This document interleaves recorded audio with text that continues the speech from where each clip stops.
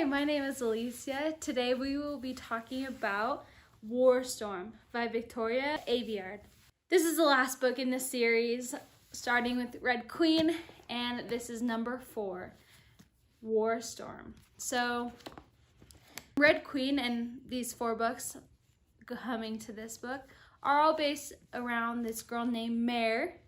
Mare is a red blood, and she lives in a world that has silvers, and silvers are people that have an ability. Anyway, the first book goes into more about that, but overall this book is super good. This series is super interesting, and the concept is really cool when you're thinking about red bloods and silver bloods and how people bleed differently. So if you haven't read Red Queen, Glass Sword, or King's Cage, you should definitely go read those. I've done other reviews on those ones, so go ahead, read those, watch those, and then read this book, and then come back here and we can discuss it. Honestly, I would say it definitely is a fun read and worth reading. So go ahead. Okay, bye. Okay, this is for the people that have read this series. I don't know about you, but I did like it. The thing is, I did like it. I did think it was good. One thing I did think that was a little much is that this book is quite big. And I just feel like it's a lot of going back and forth, and we've already seen so much back and forth, even going back to the end of King's Crown. When Mare was able to get out, I feel like there was just so much back and forth of her and Cal saying, we're going to be together, but we're not going to be together. We're not going to make each other's decisions, kind of how they ended the last book of we're choosing our own cause. And I feel like this book just kind of went back and forth because you see Mare and Cal wanting to be together, but having different causes and feeling like they can't be together because of their cause. And then they get to a point that they're like, well, we can be together, but still have different causes. And it's just like, I don't know about you, but I knew the whole time, like, that they probably were gonna get together in the end. Like, their team was gonna join forces. I did think it was a little weird, but I understand it. Now that I look back on it, I do understand that the Scarlet Guard had to cut off in Montfort. They had to cut off their relationships with Norda to get the Lakelanders. Honestly, I don't know, because the Lakelanders, I don't think they would have attacked if they knew the Scarlet Guard and Montfort were still with Norda. So I did think that was a little bit much, and it's just like, this book, it was crazy. It was like, this much was like the fight, and then this much was like that last fight, and then these last like 4 pages was like the epilogue saying that like everyone like lived and blah blah blah. But we still don't know about like the Lakelanders, and now that Norda no longer has a monarchy. I just feel like it left us on the edge. Like, I feel like there was just so much battle and so much action, and I do love the way she writes it. I do think it was very interesting, and I loved the visual I was able to get while I was reading that. I do think it was really good. I do just think that it should have been a little shorter, and then we could have gotten like the end. I did want to see Evangeline in the end. I know Mare just mentions that she's like living somewhere in Montfort, and that was that. But I really wanted to see them together. It did really make me sad, because I don't know about you, but Evangeline was my favorite character in this book. She was the character, whenever she would talk, I was like, thank you, Evangeline, because she was like, this is what I'm thinking. I know I want to do this. I have to do this. I want to be with Elaine and all this stuff. And I'm like, get it, girl. You can do this. And I just feel like she knew where her priorities were. And I love at the end when she was leaving her father and her mother, and they were like, well, what about blood? And she was like, well, Elaine's my family. Like, Elaine loves me, and that's who I need to be with. And I was like, yeah. Like, her family doesn't care about her. Her parents don't care about her. The only people that care about her is her brother and Elaine. and his brother's girlfriend, something Samos. Can't remember her name right now, but the healer girl. So I just feel like I just loved Evangeline. She really made this story interesting, and I love her spunk. I love the things she said about Mare, and I love seeing like the relationship kind of grow. And that is why I was so disappointed that the end just kind of like, we didn't get to see that relationship with Mare, because I could feel it. I know Evangeline could feel it, and Mare could feel it. I just really wanted them to become good friends, because they did go through a lot together, and I feel like they really understood each other, and I just really wanted that relationship. I also wanted like Farley, Ptolemus. I don't know, Ptolemus killed Shade, and I can't forgive him for that. I wanted them to be able to be not best friends. I didn't want them to be best friends because that's hard, but that they could just be on an understanding. And I feel like we started to see that when they worked together against Maven, but then like when they separate, the Scarlet Guard and Norda and the Rift, they all separated. I feel like they lost that connection, and I was really hoping that they could kind of have that friendship, because I was seeing it, and I was seeing that they were able to kind of move past that, and move past that united, especially being Silvers and Reds united and respecting each other. I just wanted that ending to be like, we're Red, we're Silver, and we are one, and we're united. And I feel like Evangeline was that huge part. Cal is huge as a Silver being with them, but I feel like Evangeline, that went from like hating everyone to being like, I respect them and I'll fight with them, and I fought with them. I don't know. I was just kind of like, why did this end like this? Ugh. It really just made me upset, because I feel like there was so much potential for them being like, yeah, we fought together. And Evangeline left, and and the train passed Maven and Mare when they were like going back to take down the Lakelanders, and Maven was so excited, but then he like knew that it was Evangeline. And I was just hoping that Evangeline and Ptolemus, they were all gonna come and help fight, and they just ran away. I feel like Evangeline, she was gonna fight, and I feel like she wanted to fight with Cal. I know she wanted to be with Elaine and wanted to be safe, but I feel like that was a little weird that she like left. And her dad didn't want her to fight either, so I was like, oh, she's definitely gonna fight. She's gonna help him take him down. She's gonna fight with Mare and Cal and Farley, and they're gonna be like, bam, bam, bam, and take down the Lakelanders. And yeah, that didn't happen, and there's just like a ceasefire, and that's like it. It's like, why can't the Lakelanders have backed off?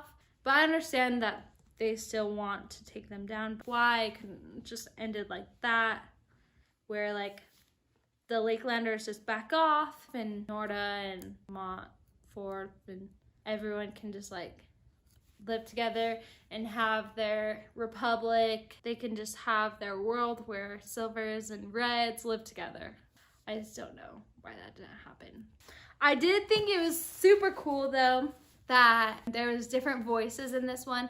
Last book we did see a little bit of Iris. In this book we got a little bit more perspectives. Last book it was just all the girls, but this time we had Mare, we had Cal, Maven, Evangeline, and Iris. I feel like that was a lot of different perspectives. It was interesting because everyone was in different places a lot of the time. I did think it was especially interesting that we were able to see from Maven's point of view. Maven, I knew he was crazy, and I knew that after his mom had died, he was kind of going wacko. And we could see that in King's Cage, the things he would do or say, the way he would taunt her, and just the little things that she could kind of see on the outside. I felt like he was going a little insane, but I didn't really understand how deeply he had been messed up until we saw from his point of view. His point of view was crazy, and I just cannot believe, like, when Mare says he's a shell, I'm like, he is a shell. And it just makes me so sad because he probably was a really good person, because we go from book 1 where you're like, Maven is awesome and I was okay with marrying him. I was like, he actually is a good choice. He's smart, and then he like goes and backstabs her. I felt like at that point it was just forced because of his mother. I had no idea until later that he was like tampered with and that she had changed everything. Not until we hear from his perspective that we hear about all the things she would do. He couldn't walk very fast. She like whispered inside of a child's head to make him walk. He couldn't have nightmares. Like every little thing, if he was not perfect, she would whisper to make sure he was perfect. No wonder he was so messed up, because nowadays when he doesn't know what to do, he has no one to tell him what to do, because he's so used to someone coming into his head and telling him what to do. It just like sucks, because I wanted them to find a new blood to help him out, but honestly I knew that there was no way he could come back from that. And it is just so disgusting to know that he went through that, and that he could have been a good person, and he tried to be a good person. There's like those little breakthrough moments, like his relationship with Thomas, that soldier. His mother couldn't break that, or with Mare, but in the end he like still tries to kill Mare because his mother tried so hard to erase her and make her an enemy in his eyes. And I feel like with the actions that she took towards him and the way they were interacting, I feel like it also made him kind of separate that love, because he knew she didn't love him, so he didn't really care anymore, and I feel like he had lost himself. So that was crazy seeing it from his point of view, because I feel like it made a lot more sense of who he was and how broken he had become since Elara's death, and the way that he couldn't really change himself after that. Yeah, she basically created a monster, and it makes me so sad because he could have been someone so awesome, because Cal turned out pretty good, but Maven, with no restrictions, no having to be like a king, I feel like he could have even turned out so much better, and he could have maybe helped Cal become a better king. But everything happens for a reason, I guess, in the story. And it's just really sad also that no one like noticed him. But he's a pretty good actor, and they talk about that, so it does make sense that he was able to hide all that. It was interesting to know about Iris, and it was sad to know that the king had died. But it kind of needed to happen, but it kind of worked out, because then they were willing to kind of back off because they were able to kill her father's killer. I did think it was interesting that we were able to see the Lakelands, that Maven was able to go there, and Maven and Iris's relationship is horrible. They both hate each other. I feel like Maven knew the whole time to be watching her, but I think he was totally kind of dumb. But at the point that he kind of let her in to his life, I feel like he thought it was going to work out a lot better. But he should have been watching Iris a lot closer. And he was going off the rails, so it was just really hard for him to balance so many things. I did love going to Montfort. Montfort was awesome. I loved meeting Davison's husband. I loved how he told Evangeline that that's allowed there, and that you're allowed to love whoever you love. And I feel like Evangeline, that really enticed Evangeline. And I was really hoping that she would just like be like, Cal, I don't want to marry you. You should marry the person you love, and I'll be with the person I love. And let's just stop this nonsense. But of course that didn't happen. Davison tried, but he did in the end get Evangeline to their side to be able to be happy, and I loved that. I also thought it was crazy that there were Silvers on the council, and one of them was like that king that apparently had given up his crown, and he respects Davison, like this new blood, and I feel like that was awesome. And I think it really took Maven for a whirl when they like met together with Maven, and that whole thing went down. The Silent Stone, their like council with Maven, they were able to capture him for trading him with the Lakelanders, so that kind of worked out nicely. Maven was just kind of dumb, I feel like he was losing it and he knew he was drowning. I think he knew he was kind of done. I didn't want it to be Mare because I just remember one of his requests was that he died the way Alara died. I just didn't want it to be Mare. I was like, why does it have to be Mare? And, okay, also, I'm pretty sure Kaloran should have went with Mare. Like, he should have just been following with her, letting her do it, but been aware of her. I feel like Kaloran just needed to, like, come in and punch Maven too. I just don't know why Kaloran wasn't there to help protect Mare. Also, Kaloran almost dying. That was crazy. Mare was freaking out. That was really sad. I was like, not another friend. That's not okay. I still can't believe Shade died. Can't get over that. It still hurts me in my heart. But if Kaloran would have died, I would have been really sad too. So that was kind of crazy.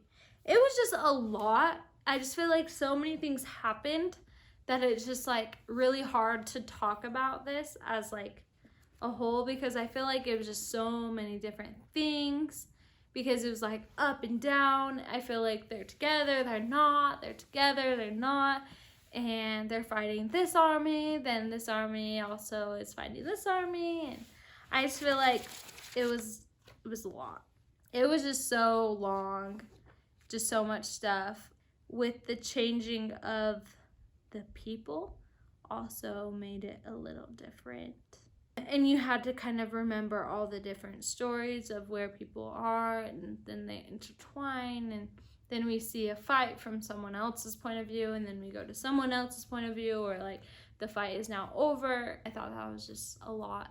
It was crazy when Cal tried to fight Iris, and that's when Kaloran almost died. And then Mare runs off to get Cal. She didn't even do anything in the long run. She just got there to watch like Cal almost die. Those teleporters though, those are the best people. I feel like they save so many people. They deserve so much more. And everyone always complains about jumping, but it's like, you almost died. You should be grateful. They are always there at the right time to save people. So those people are crazy cool and awesome. Also, I loved Mare's makeover. I love that she finally kind of became that Electricon. She dyed her tips purple, which was awesome because they were already dead. It worked out perfectly because I assume she has darker brown hair like they say in the book. And like my hair, you can't really dye tips unless you bleach them. So it kind of worked out really nicely that she didn't have to like bleach her hair because they already were like grayish. So that was sweet. I thought it was really cool that she had purple hair and then she kind of fit in with all the Electricons. Oh, also, Evangeline is the best character. When she's trying to get Cal and Mare to confess their love for each other and just kind of put this whole thing in the trash and be together. And she's so funny. She's thinking of all these ways, trying to get that tension going. And it's just so funny. When she's like, hey, let's go fight. And Mare's like, nah, I'm good. And she's like, yeah, you think you're scared or something? And Mare like can't let other people win. She's like, Evangeline, you almost died last time I fought you. And Evangeline's like, well, let's go then. And then they like fight. And she like walks in and Cal's like working out. And she's like, freak, I'm not supposed to be looking at him. She's like drooling. But then she's like fighting. Cal's like, what, are you okay? And then she's like, I'm fine. But that was just funny. Evangeline was good in this book. I really enjoyed the little things that she would do. And then when Cal almost died, everyone's in his room because he survived, and Mare's like, it's fine, and like she's still like hurting inside. Then Evangeline just grabbed her, and Mare was like, where are you taking me? And she's like, well, I'm showing you how to get in, duh. And then she like helps her, and Mare's so tentative about going, but then she ends up going, so that was good. I was like, go Evangeline. And then her and Cal, they have their conversation where they kind of agree to still love each other and choose each other, but also not really, that they did want to choose other things. and that nothing truly has changed. Then they have that part where they kiss and she's like, this is the last time, Cal. They go on the rest of the night, and then in the morning they're talking again and they kiss. And I love this part because Mare is like, this is the last time, Cal. And Cal is like, is this really the last time? And she's like, well, I hope not. And I just feel like I wanted to see them end that circle of being like, it is not the last time we will be together. And I was really hoping that by the end of this book, they would really know that they are on the same side. I feel like they started out together and they went around the circle of differences, and I feel like they were supposed to end up together as they understand that they can be together. They did have differences, but they were able to come together and become better together.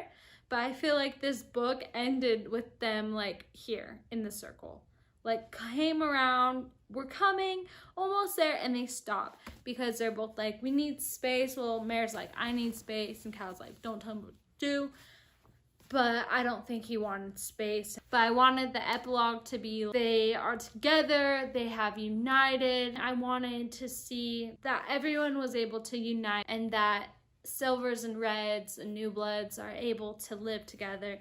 I just really wanted to see the end to kind of wrap that up, but I feel like it was lacking a little bit. So basically, that's just my only problem. I just wish we would use like 10 pages to kind of wrap that up and let us know that Cal and Mare actually were together, because I feel like it is so vague. It's obvious that they kind of probably stayed together. It's just, I feel like they should have made it a thing that they ended up together. So I don't know. I did think this book is really fun. This series was really awesome. My one complaint is that it is quite long. I feel like it went back and forth so many times. That was very unnecessary. I feel like it could have been cut into less. But I did like it. I did enjoy it. These are one of my favorite books with tons of my favorite characters. I really loved hearing from different point of views from everyone. I thought it was really fun, and I loved the development I did see. I just wish it did finish. So that is all I'm going to say about this book. Thank you for watching. If you have any comments or want to talk a little bit more about this, comment down below. Please like and subscribe, and I hope you have a great day. Bye!